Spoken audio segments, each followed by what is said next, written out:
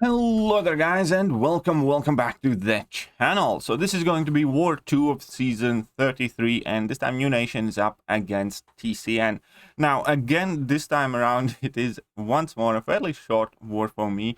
Not many fights, only 4 of them. However, I do happen to take the so-called Scary Void, which is on path 9 in section 1 on the hazard shift lane with the Schadenfreude node on.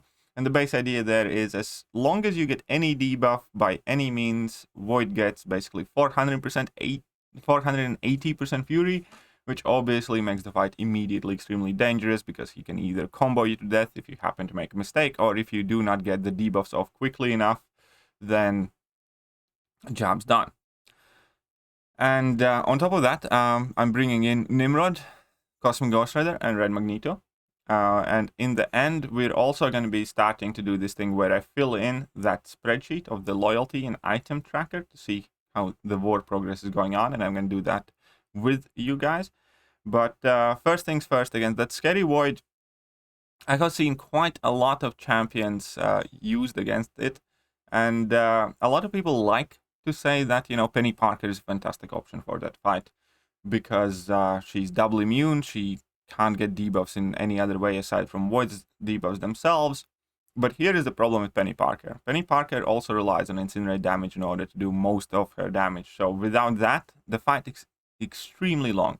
And if you miss one transition, Void is going to get a Fury, and, you know, the longer the fights in War, typically more dangerous they are in most cases. And that immediately to me seems like a very, very flawed plan. You're going in with the idea or an expectation of having a very long and also extremely dangerous fight, even though you are double immune against incinerate and poison and can completely ignore the hazard shift.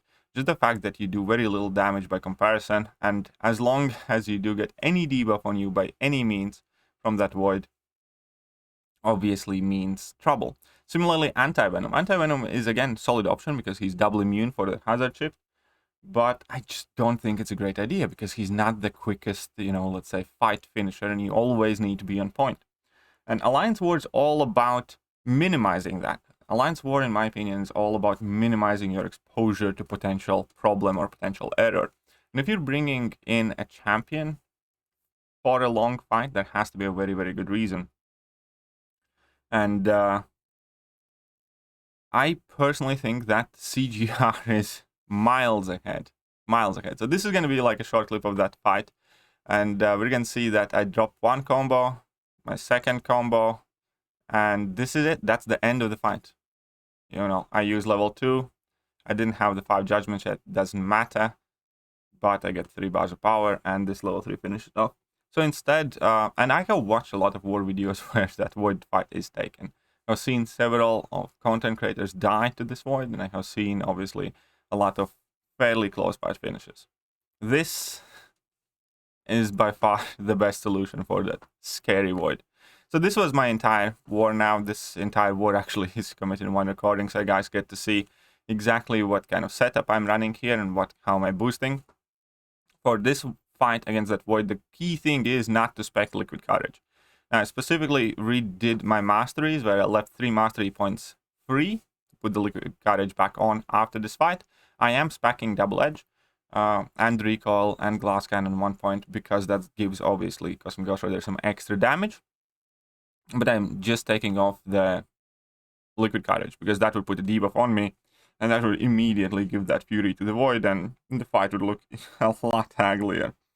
But yeah, other than that, I'm using a Power Start 1 boost, which I probably should have applied at this point to save myself a bit of loading time, but it's fine. Just double checking the nodes again. That Schadenfreude is a Scary Fury, but from this point, you guys already saw this fight.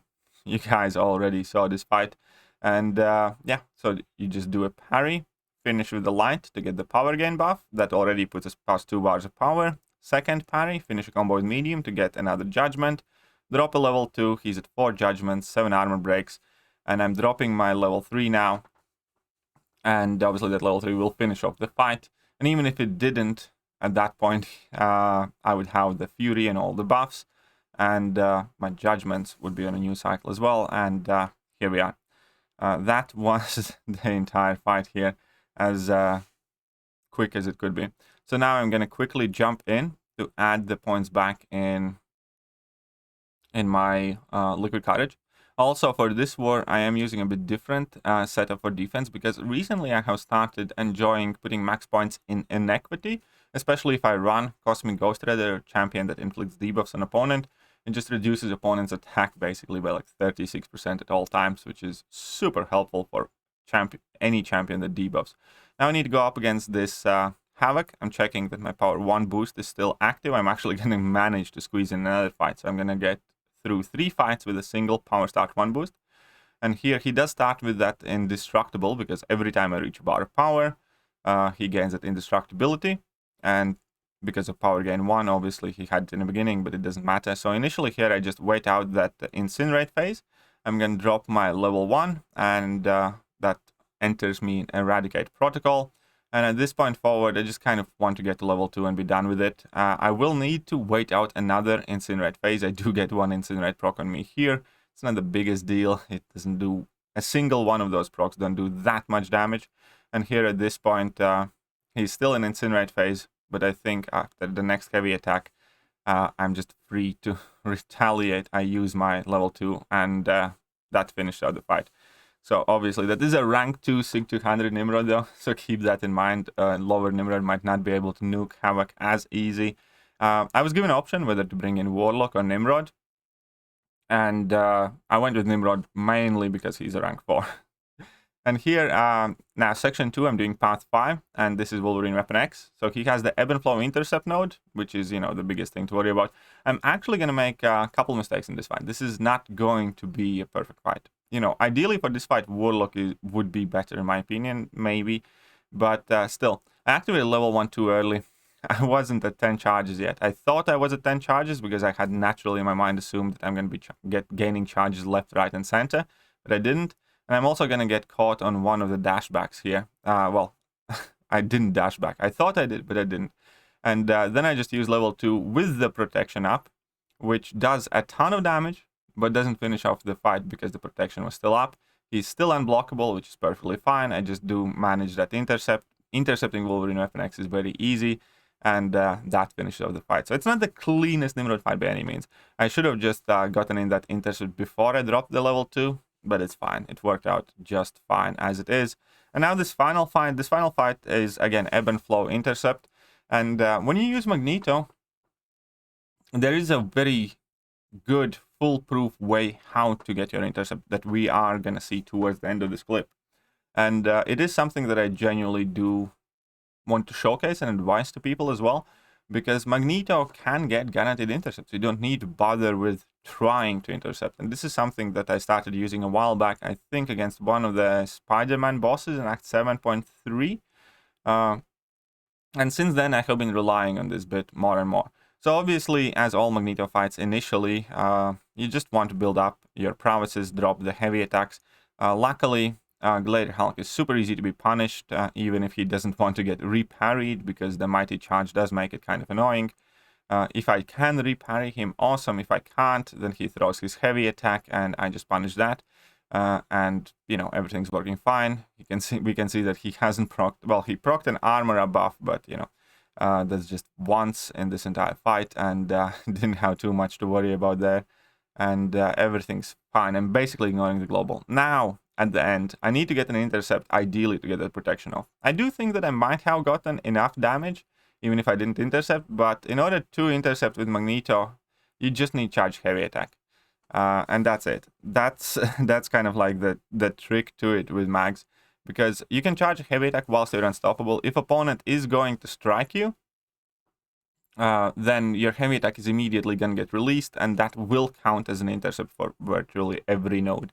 Yes, you do take 1 damage, but again, against metal champions, you're super sturdy. You will survive that 1 hit with no problems, and that's it.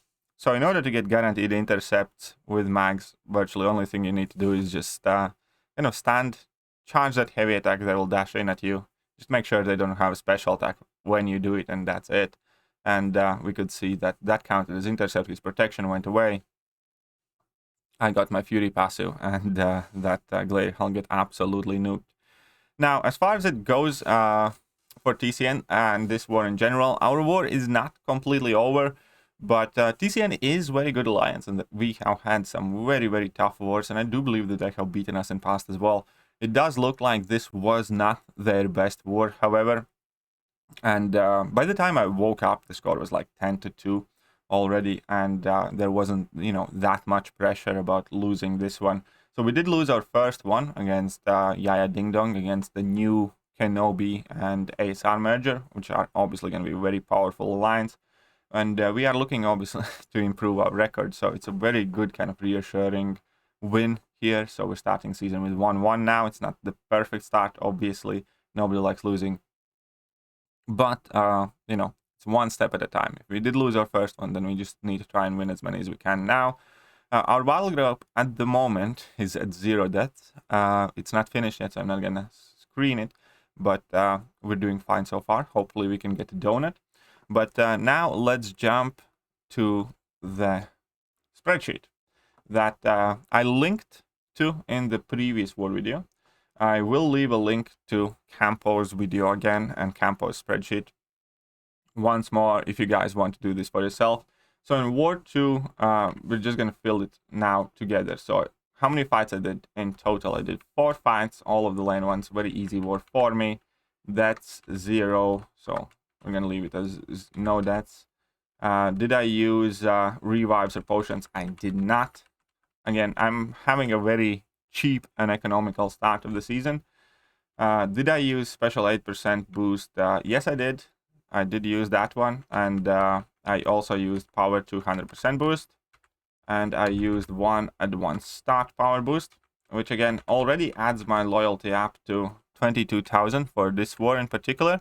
So 54,000 loyalty I have spent so far total in season, but again, that's pretty much nothing. And I also wanted to start marking down which champions I use and how many fights I do with them. So we're gonna go with CGR. CGR only got the 1 fight.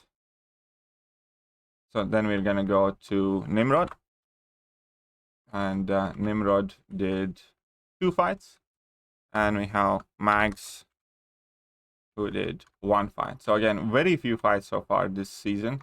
I have a feeling that officers are going very easy on me this time around, but first 2 fours, no potions used, which is awesome. No revives used either. Just embarrassingly small amount of fights though. But you know, that is being part of the team. You do what you're asked to do, and you try to do the best job at it. So either way, I hope you guys enjoyed this video, and if you did, hit that like button, hit that sub button, and I will catch you guys soon. See ya.